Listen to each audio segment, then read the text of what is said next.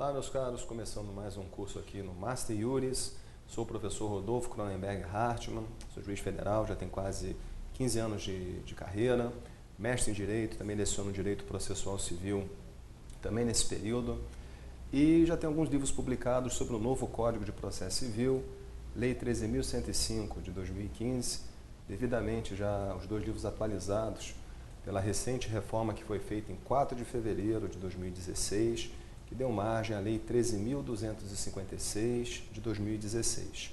Um livro é um manual, é o curso completo do novo processo civil, e o outro já é um código comparado com o anterior, dizendo também pequenos comentários, súmula, jurisprudência. Esse segundo é um livro interessante se você está acompanhando a aula. Tem um artigo novo, o antigo, os comentários, o que estava de acordo com o entendimento simulado, com o enunciado do meio acadêmico, da Infam, e ao mesmo tempo tem uma profundidade maior no manual. O manual ele é bem mais denso e ambos têm cerca de 900, 950 páginas. Nesse módulo aqui, eu vou falar com vocês sobre direito processual civil e com foco especialmente nesses nossos blocos que nós vamos ter, principalmente, na medida do possível, fazendo um comparativo entre o que o novo CPC apresenta e o código anterior, tá? Então, como eu disse, já tem 2 livros já publicados, inclusive já atualizados, sobre o novo CPC, publicados pela Ímpetus, e nós vamos ter a possibilidade, então, de fazer esse aprofundamento, aulas que vão se seguir aqui no curso Master Juris. Claro que, eventualmente, não tem como fazer comparativo, porque simplesmente o código anterior não tratava do tema. Se nós falarmos, por exemplo, quanto a IRDR, que é inspirado em um incidente alemão chamado Musterverfahren, esse IRDR, Incidente de Resolução de Demanda Repetitiva, é totalmente inédito. Não tem como comparar se não existia a previsão no modelo anterior. Nosso tema de hoje também, nós vamos falar sobre normas fundamentais do novo CPC. Também as normas fundamentais do novo CPC, elas são inéditas quando confrontadas com o modelo anterior. Claro que algumas já estavam até na Constituição, mas isso não é assim, bem o Código de 73. Ele tem temas inéditos, sim, se for comparado com o antigo modelo. E alguns outros, nem tanto. Quando tivermos a oportunidade de falar sobre direito de ação, vamos ver que ficou muito parecido, né? A análise da legitimidade, do interesse. Então vai ser uma boa experiência. Nós vamos ter bastante tempo para conversar sobre o novo CPC, que, como nós sabemos, a partir de 18 de março de 2016 está em vigor. Eu começo com vocês logo com as normas fundamentais, destacando que, se você ainda não teve contato com o novo CPC, a minha recomendação é: comece pelas normas fundamentais, artigo 1º ao artigo 12, e após vá até o final do código, nas disposições finais, e justamente nestas disposições finais do artigo 1045 ao 1072, também dê uma olhada, porque ali tem várias regras de direito intertemporal. E eu tenho escutado muitos colegas professores mencionando: esqueçam o antigo CPC, agora é o novo, é uma forma de trabalhar diferente, é uma forma de pensar diferente. Acreditem, não caiam nesse conto, não caiam nisso, que o código antigo não serve para nada. Eu diria a vocês, tem diversas regras de direito intertemporal que o código anterior ainda vai permanecer em vigor durante um bom tempo. Então, muito cuidado, você ainda vai aplicar o Código de 73 em algumas circunstâncias e em dados processos. Tenham muito cuidado com essa afirmação que entra em vigor o novo CPC, joga fora a sua biblioteca de livros, o Código de 73, você vai continuar usando. E vou dizer até mais, pelo fato de você já conhecer o Código de 73, você vai sair na frente daqueles que não estudaram o anterior, daqueles, por exemplo, que agora estão em graduação, que vão se formar sem ele.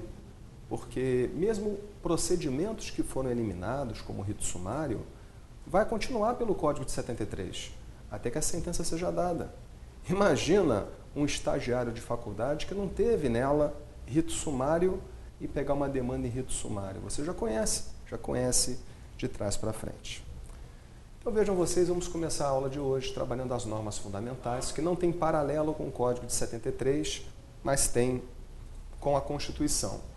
Para destacar, o nosso Código de 73 foi criado em um momento político bastante conturbado. Parece que o que nós estamos atravessando não é, né?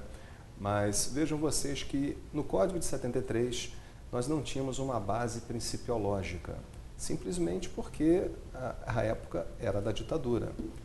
E agora, em 2015, 2016, tudo aparenta ser mais democrático, mais legítimo, entendendo por bem que o novo CPC deveria iniciar reproduzindo alguns princípios constitucionais, já reproduzindo alguns princípios constitucionais, e aí simplesmente foi dado um nome ao artigo 1º, ao artigo 12 do novo CPC.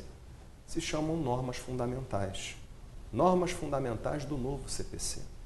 E você vai começar a mexer nas normas fundamentais e vai falar assim, ué, mas eu já conheço isso. O artigo 3º, por exemplo, ele fala da inafastabilidade.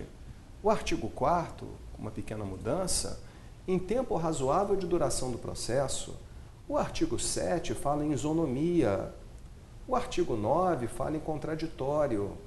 O artigo 11 fala em publicidade, transparência dos atos processuais. Mas, poxa, professor Rodolfo, isso daí já está na Constituição, isso já está em outra lei. Qual é a razão de colocar isso no novo CPC? A razão, meus caros, é principalmente lembrar e inspirar. Não que fosse um capítulo necessário no novo CPC. Não precisaríamos disso. Nós já temos a Constituição aí para ser aplicada. Os princípios constitucionais, inclusive, podem ser implícitos. Mas a questão é que o legislador quis reforçar essa ideia. Ainda usou um termo, normas fundamentais. Há 2 anos atrás, a peregrinação dos professores de processo civil ela já começou há muito tempo. Então nós estamos dando palestras, aulas, viagens. Eu me recordo em ter encontrado no aeroporto com um professor de processo civil, é o Hermes Zanetti, do Espírito Santo, promotor de justiça. E eu dizia assim para ele, puxa Hermes, tem algumas normas do novo CPC que eu não concordo. Eu pessoalmente não gostaria de aplicar isso, aplicar aquilo, fazer desse jeito. Aí ele ponderou, olha Rodolfo, tem outras que eu também não concordo. Mas a ideia do código, a proposta dele nas normas fundamentais, é que essas outras normas sejam interpretadas sob esse viés. Que você interprete as normas do CPC, sempre levando em consideração essa base principiológica que está em um artigo 1º ao artigo 12. Agora, é claro que nós estamos falando de uma lei ordinária. Lei ordinária. A lei ordinária não pode disciplinar de maneira contrária ao que prevê a Constituição. Ou a lei ordinária, em alguns casos, ela também não pode esmiuçar o que a Constituição não faz. Dentro do CPC, não existe hierarquia entre normas. Não podemos afirmar que o artigo 1º ao artigo 12 tem um plus. Olha, na dúvida, aplique o artigo 1º ao 12. Não é bem isso. Tudo é lei ordinária. Tudo é lei ordinária. O artigo 1º ao 12, eles sugerem como o CPC deve ser aplicado, mas ele não vincula. Não vincula a atividade do operador do direito. Em alguns casos até lembra, norma fundamental, artigo 8º, nem sempre o que vale é uma interpretação literal. Muitas vezes, ao aplicar o CPC, o próprio novo CPC estabelece que o juiz deve se pautar com base em uma interpretação teleológica, isto é, levando em consideração os fins sociais das normas e aplicando, por vezes, proporcionalidade, razoabilidade, entre outras questões mais. Então, vejam vocês, quis destacar artigo 1º ao artigo 12, normas fundamentais, não tem correspondência no novo CPC, mas já apresentam a proposta do novo código. Já apresentam a proposta do novo código e eu, desde logo, já falo com vocês que ela pode ser sintetizada em 2 ideias. 2 ideias sintetizam o novo CPC. O novo CPC, ele quer melhorar a qualidade da prestação jurisdicional. E isso é absolutamente legítimo melhorar a qualidade. Mas como melhorar a qualidade? Se tiver um contraditório prévio, as partes já vão apresentar argumentos para que o magistrado possa dar uma decisão melhor. Então você vai ter uma participação melhor dos operadores do direito na construção da decisão judicial. Você tem também, pelo novo CPC, um dever de fundamentação do juiz que é um pouco mais amplo do que no Código de 73. Isso é positivo, porque muitas vezes também estou falando assim, mas você é juiz, devia estar falando mal. Não, mas eu sou cidadão também. Eu também às vezes entro com demandas no judiciário e vejo o colega lá que bota, o autor não tem razão, assim decidiu o STJ, copia e cola uma ementa e julga improcedente. Isso não é fundamentado. Então, de um lado, o código ele quer qualidade. Isso é cíclico, tá? Tem momentos que a sociedade quer celeridade. Nesse momento, o processo é relativamente rápido. Então, o que a sociedade aguarda com o novo CPC é que haja uma qualidade maior. Por outro lado, além da qualidade, que é absolutamente legítima, nós entramos em outro ponto, que eu diria é o ponto mais polêmico do novo CPC. Mais polêmico do novo CPC, o código pressupõe que a sociedade está madura para a solução consensual. Que a sociedade está madura para a solução consensual no plano material, fazer acordo quanto ao litígio, e no plano processual, flexibilizar regras procedimentais. Quanto à conciliação no plano material, nós vamos ver também, em momento próprio, que até foi criada uma audiência obrigatória, artigo 334, novo CPC. Essa audiência não se realiza em pouquíssimas situações e você se põe a perguntar, puxa, eu quando estudei conciliação e mediação, aprendi que nelas o que valia era a autonomia da vontade. E o que nós estamos vendo aqui não é bem isso.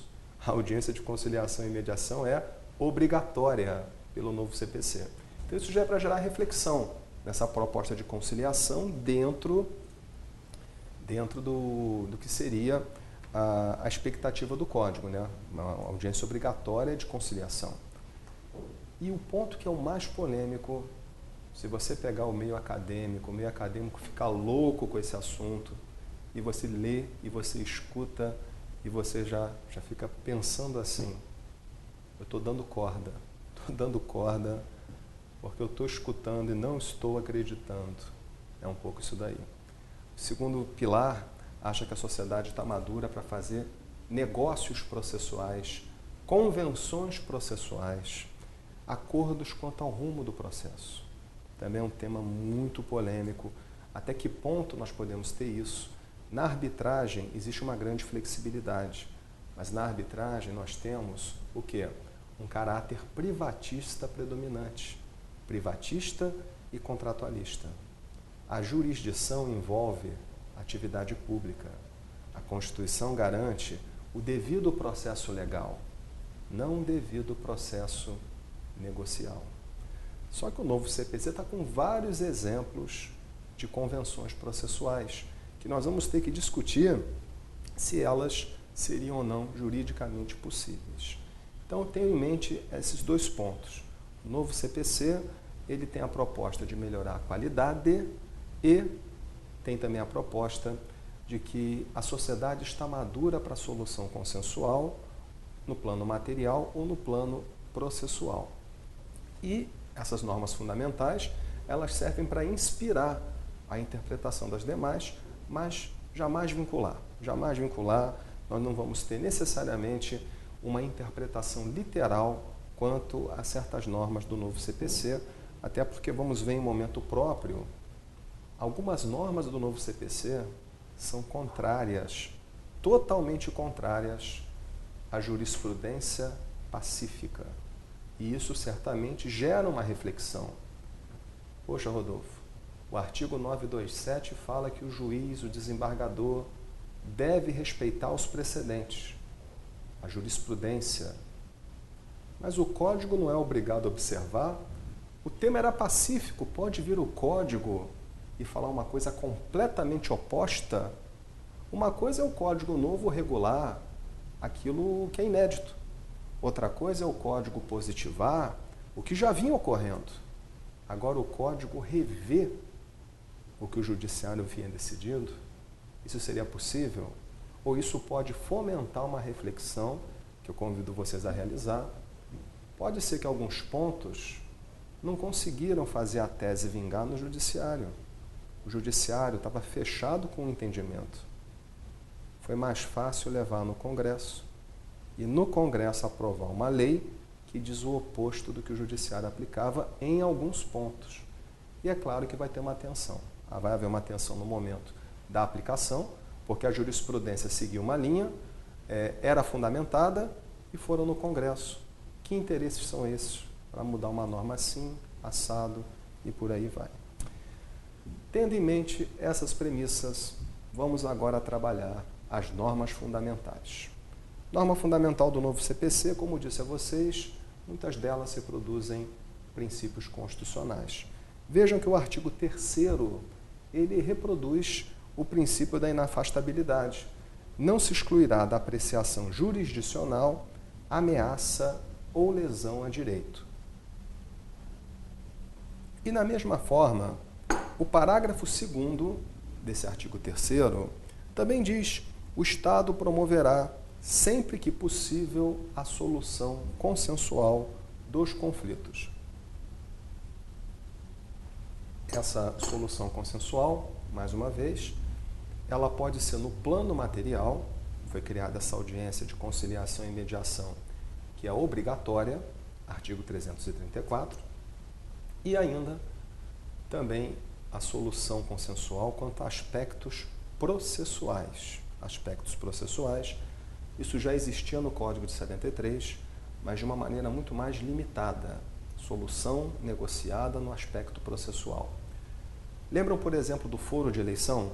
Você pode, se for uma competência territorial, uma obrigação pessoal, você pode, de comum acordo com a outra parte, ajustar mudança quanto à competência de foro de eleição. Pois é, o novo CPC, ele mantém a possibilidade do foro de eleição e chuta o balde.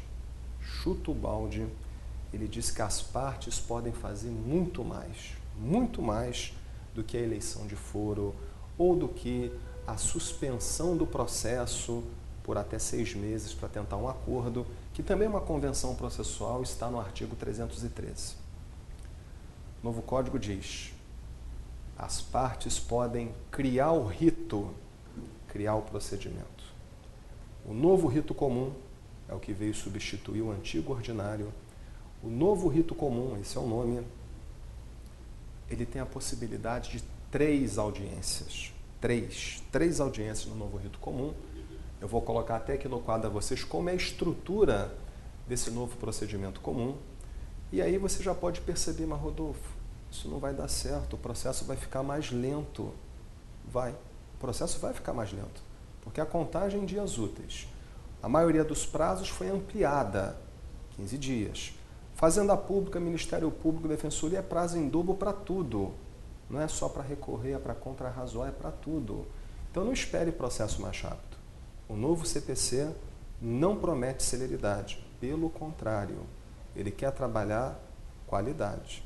Se alguma vez você escutar palestra, enfim, ler livros, ele vai trazer revolução quanto à agilidade. Não, ele não traz revolução quanto a ganho de tempo. A ideia do código é qualidade. Contraditório prévio, prazo em dias úteis, 3 audiências, sentença melhor elaborada. A ideia é qualidade. Então vejam vocês que no novo procedimento comum, o processo começa com a petição inicial, tem a citação do réu, tem uma audiência de conciliação e mediação. Se não for feito o acordo nessa audiência, depois da audiência que tem um prazo de resposta, então a resposta não é na audiência, é depois da audiência, 15 dias úteis após a audiência para apresentar a defesa. E aqui nós chegamos em um momento muito parecido com o rito ordinário do Código de 73. Tem casos que o juiz vai intimar o autor para apresentar a réplica, só que o Código não dá esse nome. O Código fala, no artigo 350 e 351, que o autor vai ser intimado quando o réu apresentar contestação, se nela estiver defesa de cunho processual ou defesa de mérito indireta. São os casos em que vai ouvir em réplica. Pode ser também que o juiz perceba que não há necessidade de dilação probatória. Ele já pode fazer o chamado julgamento antecipado do mérito, que você conhece como julgamento antecipado da lide pelo Código de 73 e pelo novo Código, julgamento antecipado do mérito, artigo 355. E se não for possível, não for caso de réplica ou de julgamento, ele, juiz, vai determinar o prosseguimento e aí nós vamos ter o chamado saneamento do processo. O novo Código diz que quando for complexo, pode ser designada uma audiência de saneamento. Então é a nossa segunda audiência. A primeira obrigatória é a audiência de conciliação e mediação. Essa segunda audiência, quando for um saneamento complexo, vai ser marcada essa audiência. Ela é mencionada no artigo 357 e dá uma olhada no parágrafo 9º. Mas antes de você abrir o CPC, olhar o 357, parágrafo 9º, se prepara para a bomba. Pega uma água, toma água. Eu vou até ajudar você, eu vou ler também, tá? Porque o Código diz, 357, parágrafo 9º, as pautas deverão ser preparadas com intervalo mínimo de 1 hora entre as audiências. Aí você já começa assim, como é que é? Se tiver essa audiência, ela vai ter que ser marcada de hora em hora? O novo CPC, que foi feito aí pelos acadêmicos que entendem tudo de direito, falaram que tem que ser de hora em hora. Os caras vão lá para a França, para Portugal, os caras copiam um monte de coisa lá, vem para cá tirando a onda que sabe tudo, vai se adaptar à nossa realidade, marcar audiência de hora em hora e estão achando que o processo vai ficar mais rápido. Eu estou imaginando a pauta de audiência como vai ser. Isso é quase um convite para dizer, juiz, não aplique o novo CPC literalmente. Aqui, gente, claro que não vai ser de hora em hora. Isso aqui vai ter que invocar aquele artigo 8º, norma fundamental, para que seja uma interpretação com razoabilidade, com proporcionalidade. Não tem como colocar uma audiência de hora em hora. Desculpa, isso parece ideia de gente que nunca advogou na vida real. Deve estar dando muita aula, né? Porque tem uma premissa que o pessoal fica brincando assim. Com o novo CPC, quem sabe faz. Quem não sabe, vai dar aula. Estou escutando muito isso, tá? Então, resultado. Mas é só falar que eu trabalho também. Eu também aplico direito. Não vem falar que eu estou dando aula que eu não entendo nada, não. Pelo contrário. Pô. Agora, veja você. Tem a audiência de saneamento, que é a segunda audiência. Se houver necessidade de produzir prova, teremos a terceira audiência. Audiência de instrução e julgamento. E depois é que o juiz vai proferir sentença. Então, goste ou não, o novo procedimento comum é estruturado dessa maneira.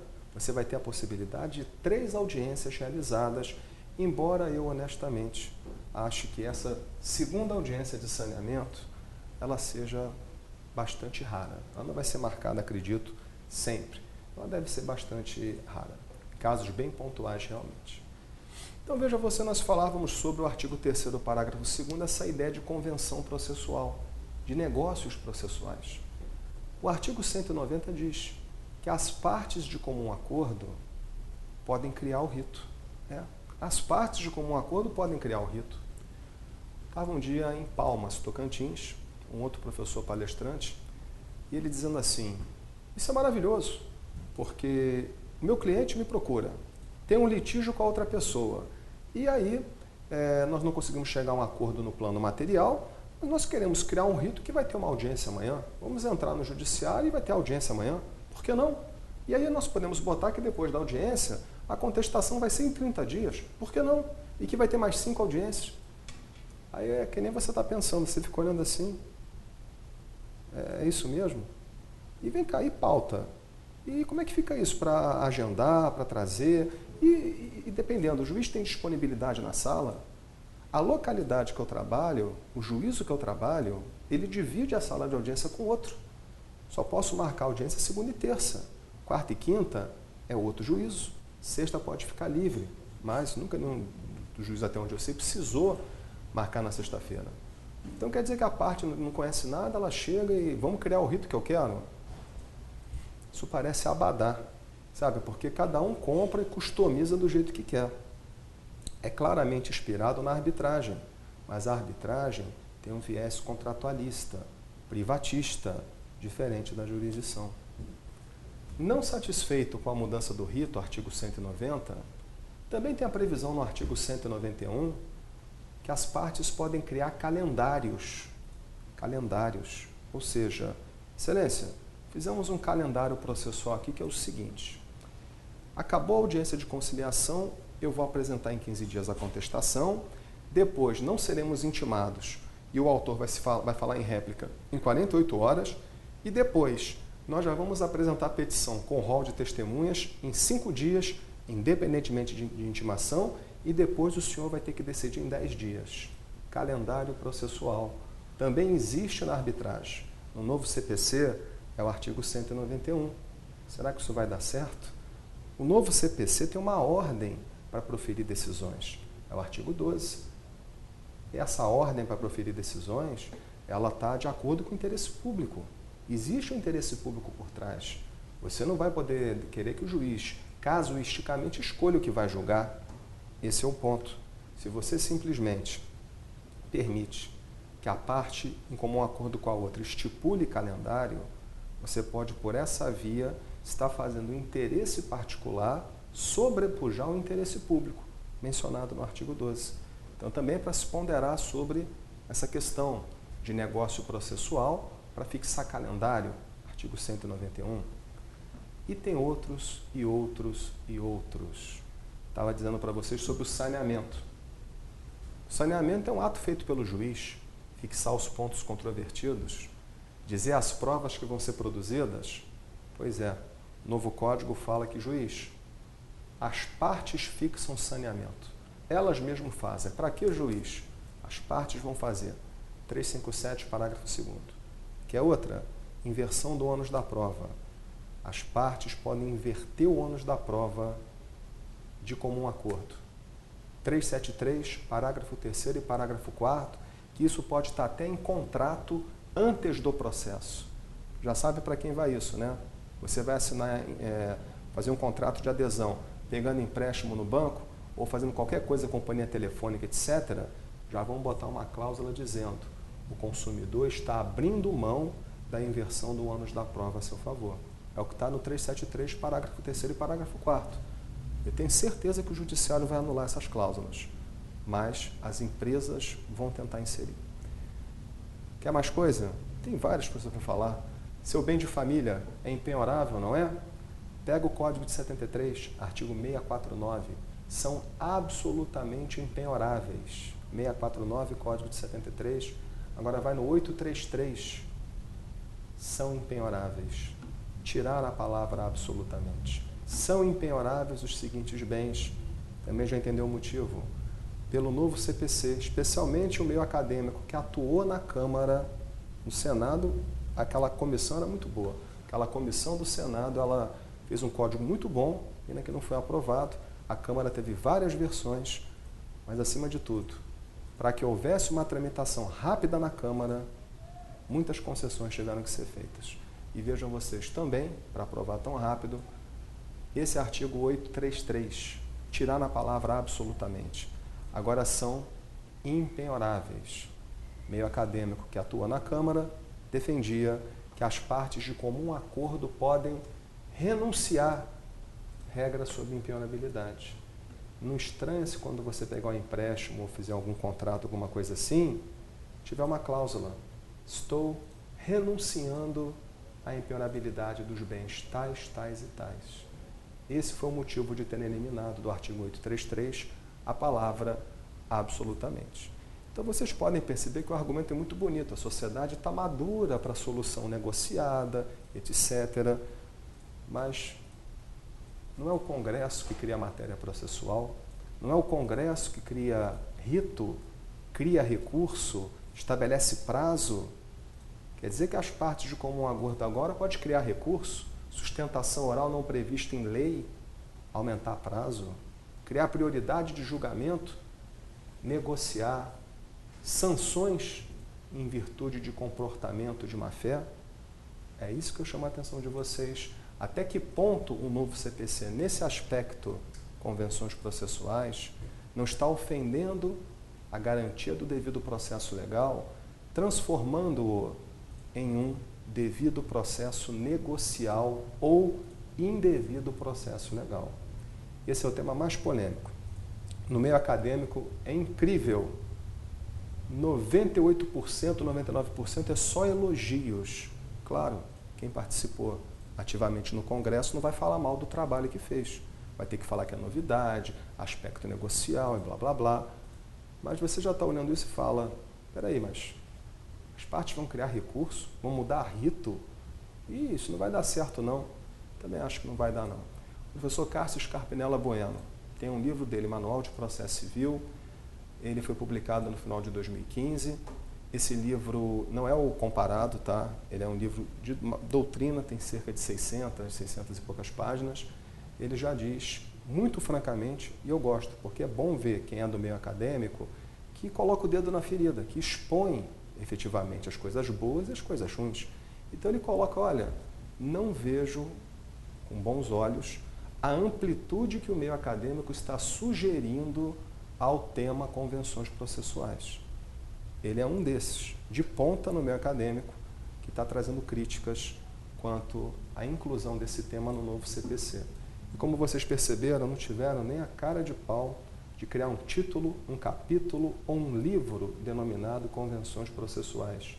Ficou tudo pulverizado, escondidinho no CPC. 190, 191, 373, 357, 833, eu poderia falar muitos e muitos mais exemplos quanto a essa questão.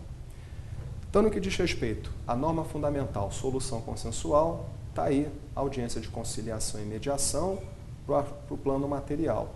E o tema convenções processuais para aspectos processuais que vão ser objeto de acordo entre as partes, embora seja necessário aguardar o que o judiciário irá afirmar quanto a esse tema que ganhou uma musculatura imensa com a aprovação do novo CPC. Se tiver interesse de ler também texto sobre isso, tem um artigo meu publicado na revista da Emerge, que é a Escola da Magistratura do Estado do Rio de Janeiro, número 70. Número 70 você consegue por meio eletrônico, pesquisando na internet. Ela foi publicada, salvo engano, em novembro ou dezembro de 2015, e está até enxertado com algumas pequenas mudanças no meu livro, curso completo, mas já é uma forma já de tentar trabalhar um pouco essas ideias dos negócios processuais. Eu já cito doutrina sobre o novo CPC, já cito enunciado da ENFAM, que é a Escola Nacional de Formação e Atualização dos Magistrados, bem como também já menciono os enunciados do meio acadêmico. Vocês vão perceber que é incrível. Muitas vezes os enunciados são semelhantes. O que a ENFAM fala é a mesma coisa que o meio acadêmico, mas nesse ponto, negócios processuais, é incrível. O que um fala, o outro diz o oposto. Totalmente ao contrário. Vale a pena conhecer os que falam sobre esse tema árduo. Agora, prosseguindo na análise das normas fundamentais, aqui é difícil fazer a comparação, porque o Código 73 não previa isso, tem o artigo 4º. Você começa lendo o artigo 4º e fica com a impressão, eu já conheço. Artigo 4º.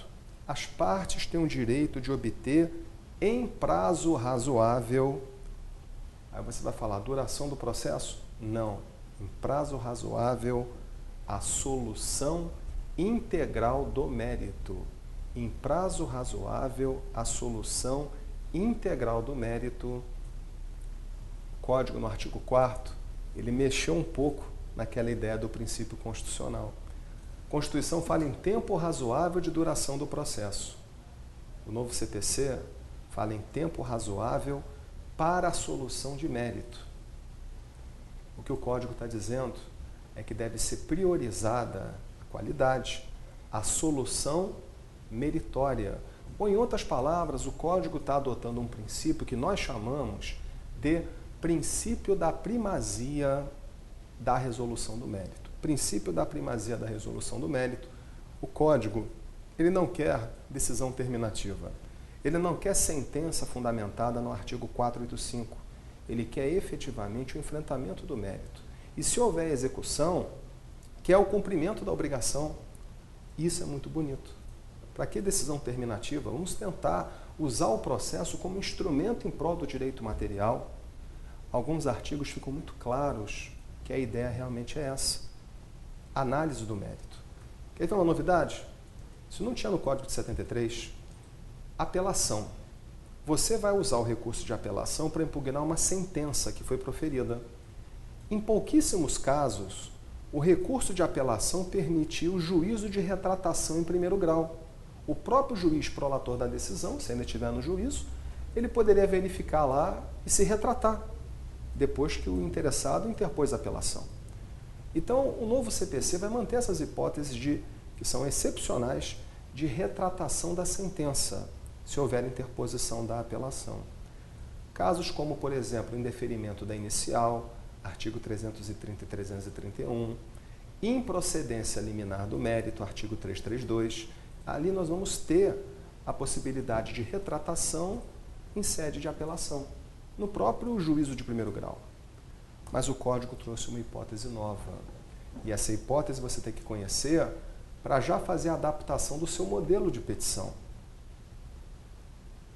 Qualquer caso de sentença terminativa. Qualquer caso de sentença terminativa, o Código não quer solução do mérito? Pois é, se for uma sentença terminativa, a parte interessada, o autor, vai interpor o recurso de apelação e pelo novo Código, em qualquer situação de sentença terminativa, se houver recurso de apelação, passa a existir juízo de retratação. Novidade, qualquer sentença terminativa, se apelar, o juiz pode se retratar. Por que isso? Porque o Código não quer sentença terminativa. Às vezes o juiz proferiu a sentença nesses moldes para dizer falta pressuposto processual. Aí você apela, excelência, o senhor está errado, porque o senhor disse que eu não tinha capacidade postulatória, mas o meu advogado está regularmente inscrito na OAB e blá, blá, blá, e blá, blá, blá. Aí o juiz lê a apelação e fala, realmente eu errei. Eu achei que não tinha capacidade postulatória ou que faltava algum pressuposto, me equivoquei. Puxa, já foi feita a citação do réu, já tem a instrução. Eu me retrato e analiso o mérito. Então vejam vocês, dependendo do juiz, ao se retratar, já pode até enfrentar o mérito. Essa é uma situação que externa que o novo CPC adota esse princípio da primazia da resolução do mérito. Deixar de lado um pouco a questão da formalidade e sim tentar atacar aquilo que a parte quer, a justiça, né? Que haja análise do direito alegado. Então esse artigo 4º ele tem que ser visto com essa ressalva. Enquanto a Constituição trata da duração razoável do tempo do processo, o novo CPC não está preocupado com a agilidade do processo. Ele quer qualidade, solução do mérito. Então nós vimos o artigo 3º e o artigo 4º até então. O artigo 5º e o artigo 6º são bem interessantes e tocam num ponto que me parece fundamental com o novo CPC. Para ele dar certo, é fundamental o artigo 5º e o artigo 6º. Artigo 5º fala em boa-fé. Artigo 6º fala no dever de cooperação recíproca entre as partes. E aí é que nós entramos. Boa-fé e cooperação entre as partes, entre os sujeitos envolvidos. Vejam, por exemplo, o que vai certamente acontecer muito no judiciário. Disse a vocês que o novo rito comum, ele começa com a petição inicial, tem a citação, audiência de conciliação e mediação, resposta, saneamento, AIJ, sentença. Essa é a estrutura do novo procedimento comum. Essa audiência de conciliação e mediação é mencionada no artigo 334. E esse artigo 334 prevê que ela é obrigatória, que ela não será realizada em duas hipóteses. Essa audiência não será realizada se o direito não permitir solução negociada. Você às vezes tem direitos que realmente não é possível fazer qualquer tipo de transação. Alguns são indisponíveis. Então, nesses casos, não há por que marcar uma audiência inútil, o réu já é citado para apresentar defesa. Nesses casos, o réu já é citado para apresentar contestação em 15 dias da data da juntada do AR, da juntada do mandado de citação, já é assim. Agora vejam vocês, a segunda hipótese prevista em lei, em que a audiência é dispensada, é quando ambas as partes expressamente afirmam desinteresse na referida audiência. Podemos ter isso. Podemos ter a possibilidade de tanto o autor quanto o réu peticionarem informando que tem desinteresse na realização da aludida audiência. No caso do autor, isso já deve ser comunicado na petição inicial. A petição inicial pelo novo Código, ela é disciplinada pelo artigo 319. Então, na petição inicial, o autor já fala, eu não tenho interesse nessa audiência. Só que o réu vai ser citado e temos que aguardar se o réu também vai peticionar dizendo, eu estou fazendo uma interpretação literal. O Código diz, só não haverá audiência de conciliação e mediação se ambos peticionarem nesse sentido.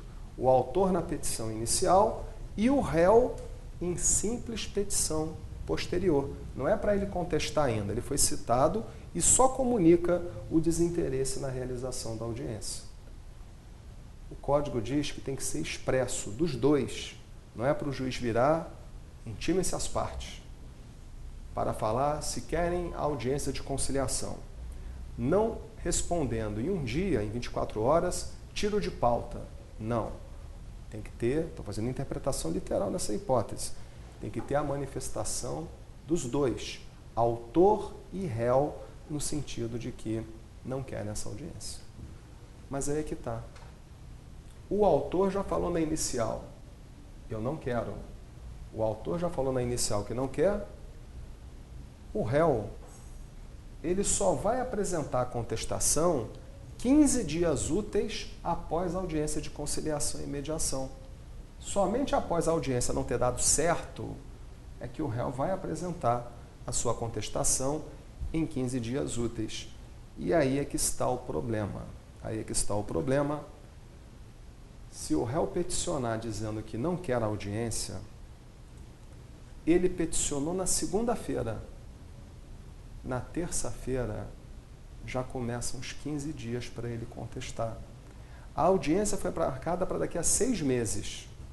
O autor disse na inicial, esse réu é enrolão, esse réu não vai querer fazer acordo. A audiência foi marcada para daqui a 6 meses. E aí o que acontece? O advogado do réu pensa, poxa,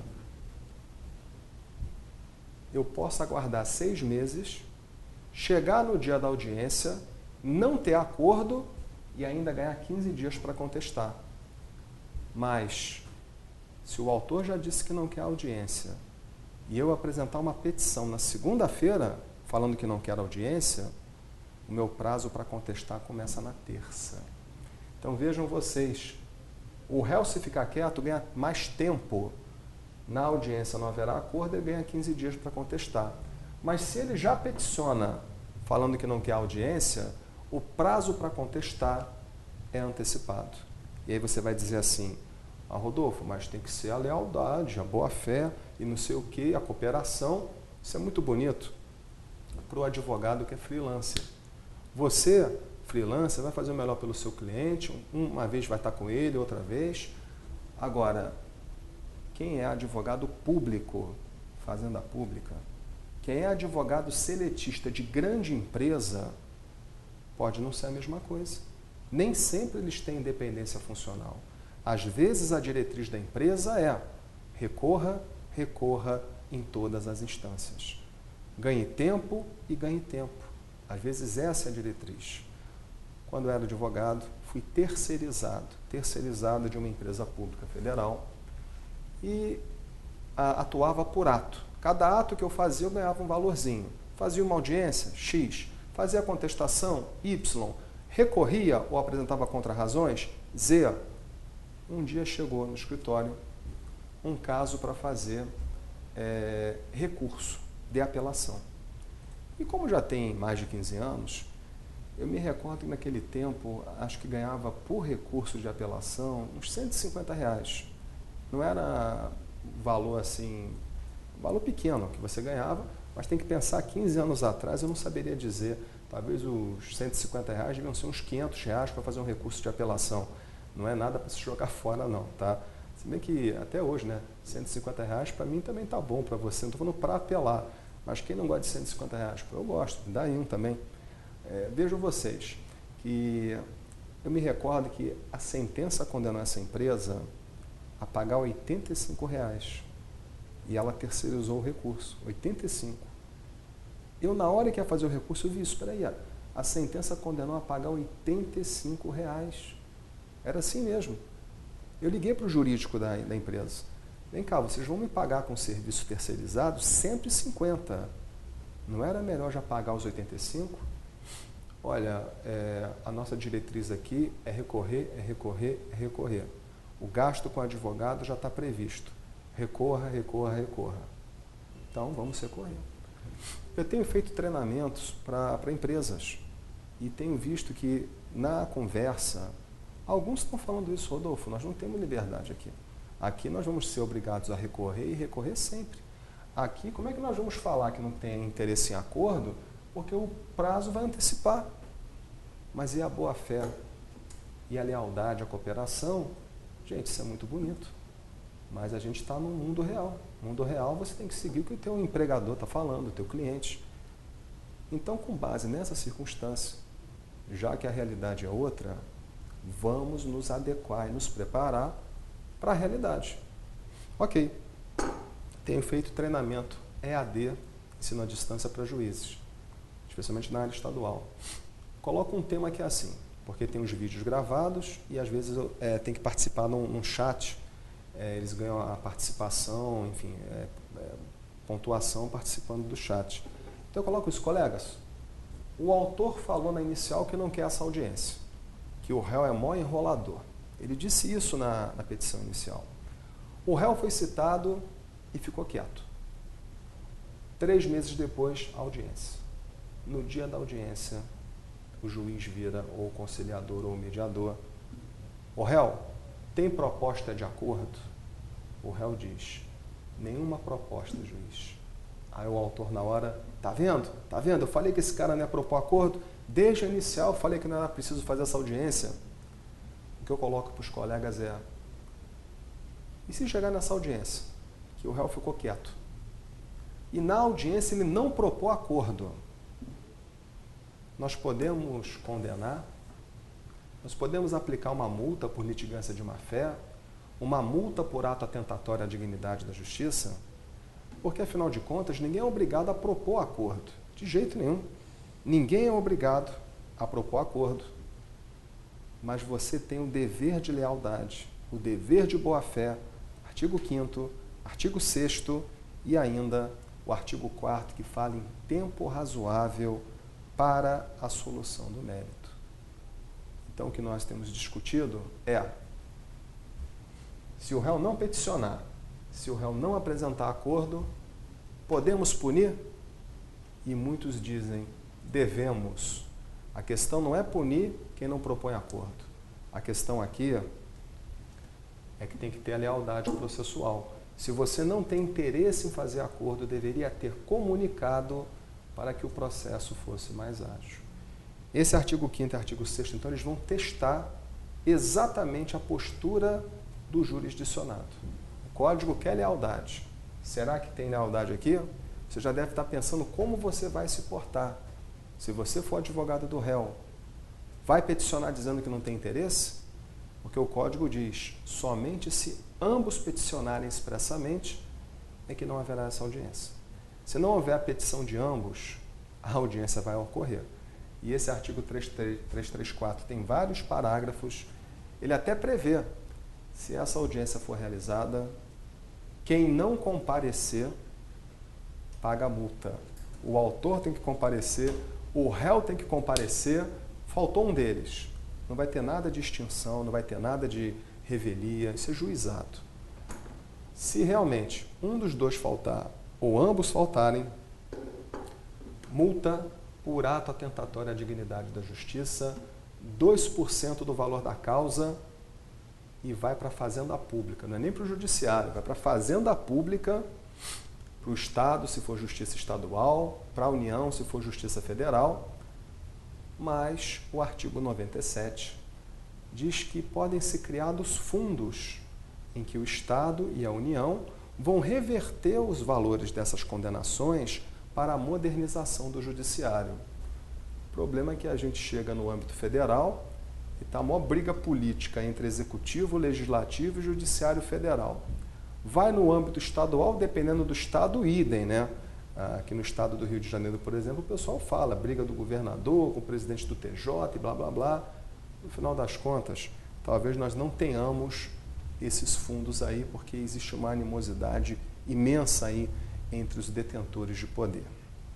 Então vejam vocês, já que estamos falando em boa-fé, em lealdade, certamente vamos entrar nessa discussão envolvendo a audiência de conciliação. Afinal, se o réu e o autor peticionarem, o desinteresse não haverá, mas o prazo da contestação do réu é antecipado. Se quiserem dar uma olhada nos casos, no termo inicial da contestação é o 335. O 335 é o dispositivo que esclarece como é o termo inicial da contestação. Se tiver audiência, depois da audiência. Se o réu comunicou que não quer e o autor também já fez isso na inicial, primeiro dia útil seguinte ao da comunicação. Tudo bem? Só para chamar a atenção quanto a isso, quanto que é o termo inicial da contestação, artigo 335. E para finalizar essa parte, eu queria também até destacar que, claro, tem momentos que eu já falei já do novo CPC, que ele fala, vamos criar ajustes rituais, vamos fazer calendário. Eu falei, até parece que isso vai ser aplicado. A gente vai aplicar o artigo 8º, proporcionalidade, razoabilidade. O fato, gente, é que tem muitas normas do novo CPC. Alguns gostam, você gosta, outros você não gosta. Não existe só a interpretação literal, não existe. Quanto a essa audiência em específico, audiência de conciliação e mediação, muitos autores estão escrevendo, e eu pessoalmente ratifico isso, o Código fala que não haverá se os dois peticionarem. Eu diria para vocês, basta um. Se um peticionar que não quer, não é necessário ter a anuência da outra parte também. Um só já é o suficiente. Essa interpretação vem sendo defendida não apenas pelo professor Cássio Scarpinella Bueno, no seu Manual de Processo Civil, mas também pelo desembargador Alexandre Câmara, do TJRJ, em seu livro O Novo Processo Civil, publicado pela editora Atlas, que agora é no grupo GEM. O Cássio Scarpinella está pela Saraiva, eu sigo na Ímpetus também, defendendo o mesmo tipo de entendimento. A gente pode falar que ninguém é obrigado a fazer acordo, ninguém. Então, se já houver manifestação de um pelo desinteresse, por que não retirar de pauta e deixar de lado? Acho que vai ser a melhor tônica realmente quanto ao novo CPC. E temos ainda o artigo 7, eu vou terminar nossa aula hoje com o artigo 7. O artigo 7 ele também é muito importante, ele diz assim, é assegurada às partes paridade de tratamento em relação ao exercício de direito, faculdade processual, etc. e tal. Esse artigo 7 ele cuida do princípio da paridade das armas entre as partes, entre os operadores do direito, o princípio da isonomia, que está no caput do artigo 5º da Constituição. É o artigo 7 do novo CPC, paridade. Aqui o que eu chamo a atenção de vocês, esse também é emblemático para o novo CPC. O novo CPC, por exemplo, fala que o juiz ele tem que fundamentar de maneira adequada. Se ele cita uma súmula, ele tem que dizer por que a súmula se aplica ao caso, ele tem que fundamentar a súmula. Se o juiz cita uma ementa, uma jurisprudência, ele também tem que fazer essa vinculação. O que eu chamo de vocês isso vai exigir que vocês também façam isso em suas petições. Se você continuar fazendo uma súmula, olha, o meu pedido deve ser acolhido com base na súmula tal, e não mostrar a incidência dela no caso concreto, o juiz não é obrigado a ter que afastá-la. Ele não é obrigado. Se você não vincula a aplicação dela ao caso concreto, o juiz não tem que fundamentar para não aplicá-la. Mais uma vez, se você cita uma ementa e não explica por que se aplica ao caso concreto, o juiz não tem que fundamentar para afastá-la. Isso, meus caros, decorre desse princípio. O que um faz, aplica-se ao outro também. Então, quando falam, o juiz vai ter que fundamentar melhor, artigo 489, parágrafo 1º, vocês terão que argumentar melhor também. O que eu estou falando está no enunciado número 9 da ENFAM, Escola Nacional de Formação e Aperfeiçoamento de Magistrados, que em agosto de 2015 se reuniram cerca de 500 magistrados e aprovaram alguns enunciados. Eu cito todos os enunciados no meu livro O Código Comparado, que está com nova edição esse ano. Boto todos os enunciados nos artigos respectivos e o enunciado número 9 da ENFAM é exatamente isso. Se a parte não argumenta bem, o juiz não tem o dever de fundamentar da mesma maneira.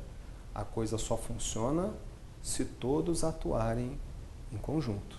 Se, por exemplo, você usa um recurso de apelação, vem o desembargador e nega provimento monocraticamente.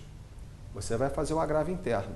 Se você copiou e colou, copiou a peça da apelação, transformou no agravo interno, vai cair com o relator, ele pode negar a retratação com base nos mesmos fundamentos. Agora, se você, por exemplo, tem uma decisão monocrática na apelação, olha, está intempestivo, aí vem você com agravo interno com matéria nova. Desembargador, não está intempestivo, está dentro do prazo, o senhor viu mal. Aí o relator vai ter que dizer, olha, na verdade, está intempestivo por causa disso, disso e disso, não sustenta o que você falou. A coisa funciona assim. Você traz argumento novo, vincula, e o juiz também tem que fundamentar para refutar. Agora, a partir do momento em que você não cumpre esse ônus, o juiz também está dispensado. Como disse a vocês, enunciado número 9 da ENFAM. Primeira impressão do Poder Judiciário quanto ao novo CPC. E para concluir esse artigo 7, disse que ele é emblemático. Vejam vocês o artigo 927. Artigo 927, ele diz assim: os juízes e os tribunais deverão aplicar decisões do STF em controle concentrado de constitucionalidade, os enunciados de súmula vinculante, os precedentes em casos de recurso repetitivo, IRDR. Então, esse artigo 927, ele prevê o quê? Que a jurisprudência, os precedentes passam a ter uma importância maior na nossa atividade. A jurisprudência não era fonte normativa, nem primária, nem secundária.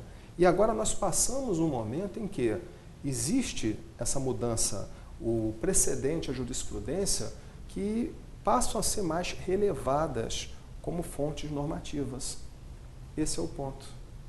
O juiz tem que seguir, mas não adianta nada o juiz aplicar o precedente e quem perder continuar recorrendo. O judiciário vai continuar abarrotado de processo. Está lá o precedente, o juiz aplica. Será que a fazenda pública não vai continuar recorrendo? Será que a empresa particular, pelo advogado privado, seletista, também não vai continuar recorrendo? E ainda, pode ser que o interessado queira continuar entrando no judiciário para defender tese contrária ao precedente. Além de recorrer porque perdeu, pode ser que a empresa ela tenha outros casos que ela continua entrando. Aqui eu vou falar de novo a isonomia. Para dar certo, é um esforço conjunto. Se foi criado um precedente, a jurisprudência ou a súmula, todo mundo tem que observar. Não é apenas o juiz. Se você continuar recorrendo ou propondo demandas, já existindo súmula vinculante, precedente em sentido contrário, honestamente, não vai mudar nada mais, absolutamente nada, com o novo CPC em vigor, porque o que tem que mudar não é a lei, é a cultura e a cabeça das pessoas. Vejam que a legislação mais alterada nos últimos anos foi o CPC. Antes dessa reforma agora do novo CPC, nós tivemos diversas, mais de 10 alterações nos últimos anos. E agora um novo código inteiro. Será que nesse meio tempo melhorou? Piorou? Será que o problema é o processo civil? Será que o problema são os grandes litigantes? Fica essa reflexão. No próximo encontro nós vamos continuar falando sobre normas fundamentais. Até lá!